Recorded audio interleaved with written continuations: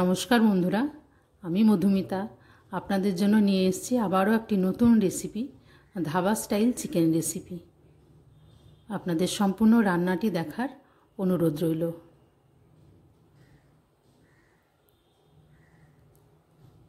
এখানে আমি নিয়ে নিয়েছি প্রায় 600 গ্রাম মতো চিকেনটা ভালো করে ধুয়ে আমি 1 চামচ হলুদ মাখিয়ে রেখে দিয়েছি। এখানে দিয়ে দিলাম আরও 1 চামচ হলুদ এবং দিয়ে দেব আরও 1 চামচ লবণ। আগে থেকে লবণ মেশানো ছিল না, 1 চামচ লবণ। ভালো করে মিশিয়ে একটু ম্যারিনেশন করে নেব। এদিকে আমি তেলটা গরম করতে দিয়েছি, সাদা তেল নিয়ে নিয়েছি এখানে 5 চামচ। তেলটা গরম হয়ে গেছে, ম্যারিনেশন করা চিকেনগুলো আমি দিয়ে দিয়েছি। চিকেনটা বেশিক্ষণ ভাজার দরকার নেই, লাল করে ভাজবো না। 1 থেকে 2 মিনিট খুব হাই ফ্লেমে আমি এই চিকেনটি ভেজে নেব। উপরটা একটু রং ধরলেই চিকেনটা আমি তুলে নেব।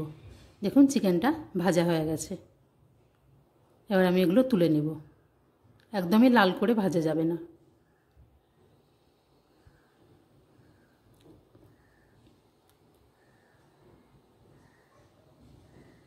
চিকেনটা হাই ফ্লেমেই ভেজে নিতে হবে।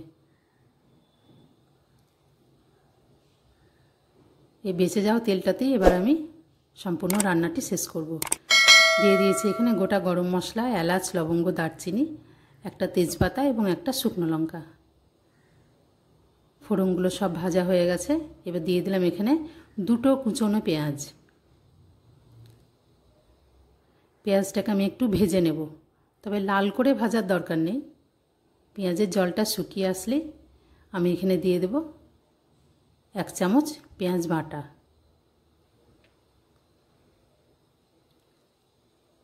দেখুন পেঁয়াজটা ভাজা হয়ে গেছে। এই অবস্থায় আমি দিয়ে দেব পেঁয়াজ বাটা।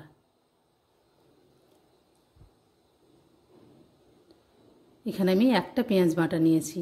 পেঁয়াজ বাটাটা দিলে গ্রেভিটাও খুব ঘন হয়।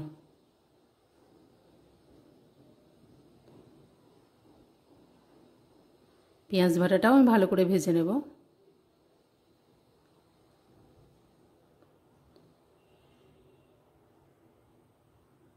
এবার আমি দিয়ে দেব 1 চামচ হলুদ গুঁড়ো।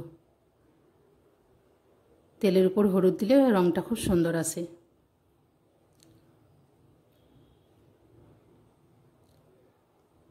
বাকি মশলাগুলো সব আমি মিশিয়ে দেবো। এখানে আমি নিয়ে নিয়েছি 1 চামচ রসুন বাটা এবং 1 চামচ আদা বাটা।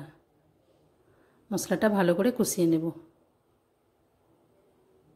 কষানো হয়ে গেছে। এখানে আমি দিয়ে দিলাম আগে থেকে ভেজে রাখা চিকেনগুলো।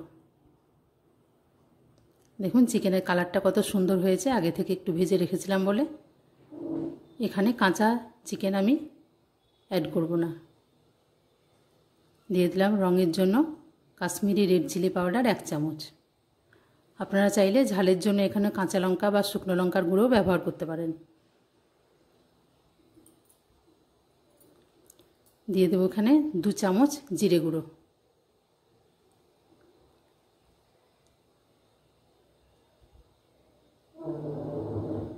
দিয়ে দেবো খুব সামান্য পরিমাণে জল। মশলাটা ভালোভাবে কষিয়ে নেব।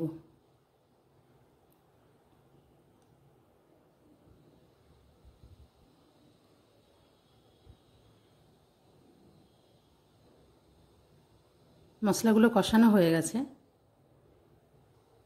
এবার আমি দিয়ে দিলাম এখানে চিকেন মশলাটা 1 চামচ। আপনারা যে কোনো ব্র্যান্ডের চিকেন মশলা নিতে পারেন।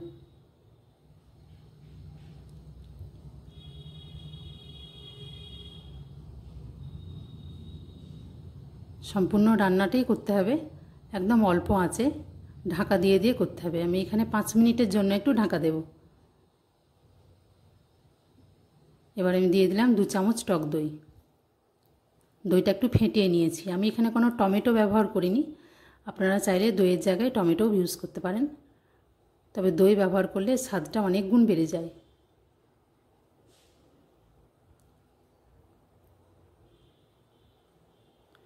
দিয়ে দিলাম 1 চামচ কসুরি মেথি। এই কসুরি মেথিটাই চিকেনটা একটা অন্য মাত্রা এনে দেবে। দেখুন চিকেনের গ্রেভিটা কত সুন্দর হয়েছে।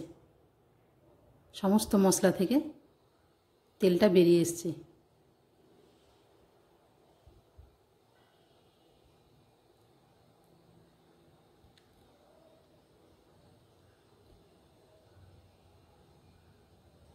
দেখুন চিকেনের কালারটাও খুব সুন্দর এসছে।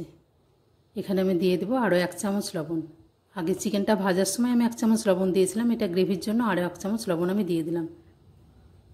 আর খুব সামান্য পরিমাণে চিনি।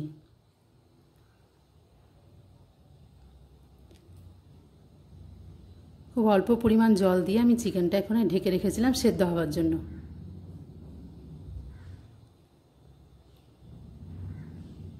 রান্নাটা প্রায় হয়ে এসছে।